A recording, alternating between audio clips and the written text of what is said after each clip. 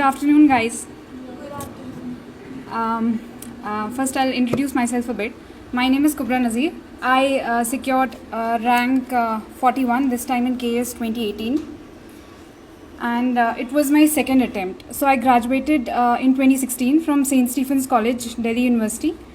After that, I graduated in 2016 and I appeared for the KS 2016 for the first time, and I could not get through, obviously, which is why I'm here right now.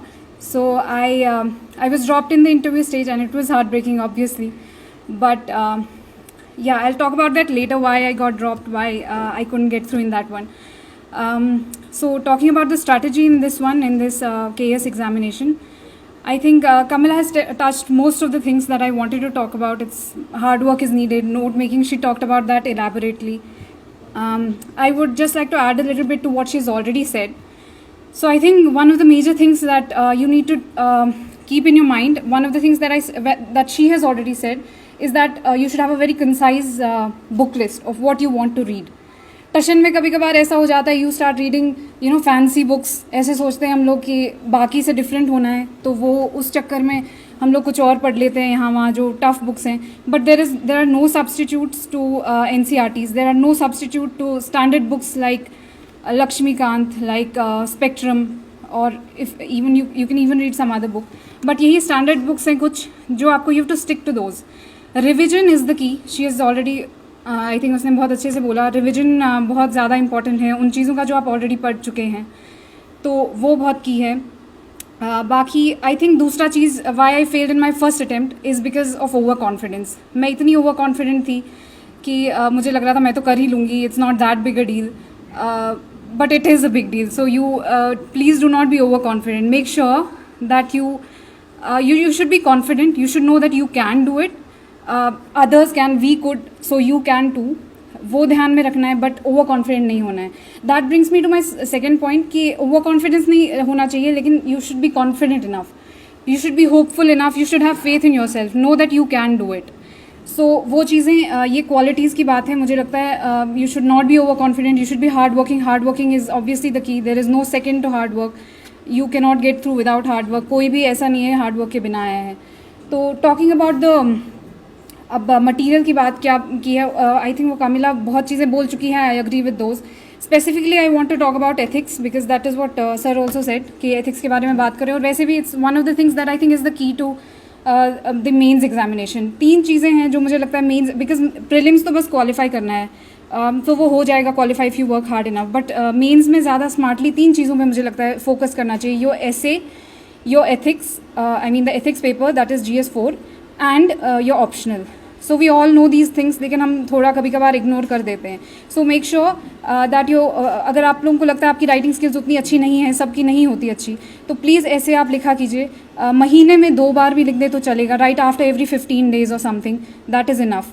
But do focus on that, क्योंकि वो मुझे लगता है brownie point होता है. If you do well in the essay paper, to be honest मुझे लगता है मेरा अभी हमारे मार्क्स नहीं आए, but I am hoping to get really good marks in essay. मुझे लगता है उसने मुझे क्योंकि मैं अभी उस पर आऊँगी, मेरा ऑप्शनल पेपर 1 उतना अच्छा नहीं गया था, but because of the other papers, because of my focus on essay and ethics, I think I could get through. So essay पे फोकस कीजिए, right as many essays as you can, and notice your, just make sure कि आपका जो वाला आपका strong area है उस पर आप essay लिखिए, क्योंकि 2-3 essays आते हैं, आपको पता है, उनमें से चूज़ बहुत वाइजली करना है.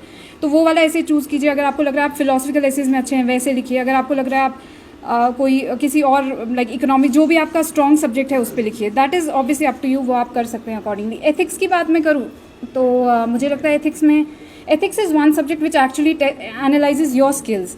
बाकी 3 पेपर्स मुझे लगता है GS1, GS2, GS3 ऐसे हैं कि करंट अफेयर्स आपने जो किया है, जैसा पढ़ा है वो टेस्ट होता है आपका. बट 4 में ऐसा है, GS4 में, एथिक्स में ऐसा है कि आपने अगर वो बहुत अच्छे से आपने आपके अगर स्किल, एनालिटिकल स्किल्स आपके अच्छे हैं, अगर आप लोग अच्छे से सोल्यूशंस दे पाते हैं, तो वो मुझे लगता है बहुत हेल्प करता है.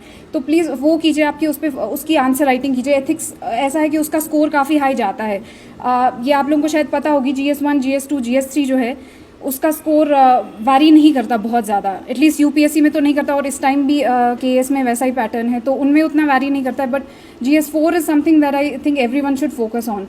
तो उसमें आप प्लीज़ मेक श्योर कि आप उसका प्रैक्टिस अच्छे से करें। प्लीज़ मेक श्योर आप जो भी सिलेबस को बहुत अच्छे से, मेरा स्ट्रैटेजी ऐसा रहा है कि मैं एक एक वर्ड जो एथिक्स का होता है उस पर मैंने मतलब फॉर इंस्टेंस कुछ भी इमोशनल इंटेलिजेंस है, so you should know all the example, obviously you should know the concept very well so that you are able to write. रट्टा डेफिनेशन करने से कुछ नहीं होगा, you should know actually what to write, you should have a good understanding of what it is all about. So make sure कि हर कोई topic जो है, मैंने वैसे किया, to be honest I did not refer to lexicon, I read the Lukmaan notes, आप लोगों को पता होगी शायद, तो वो मैंने पढ़े थे।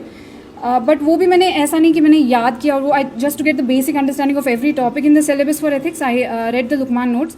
उसके बाद आई हैड एग्जाम्पल्स, मैंने एग्जाम्पल्स हर वर्ड से रिलेटेड, इमोशनल इंटेलिजेंस से रिलेटेड, एटीट्यूड से रिलेटेड, एप्टीट्यूड से रिलेटेड अपनी एग्जाम्पल्स, क्योंकि वो उसमें काम आती है, वो आप कोट करें आंसर में, तो I think that really helps. So ethics में वो उस चीज़ पे फोकस कीजिए। Ethics is, to be honest, I think it's the easiest paper out of the 4 and it is the most scoring.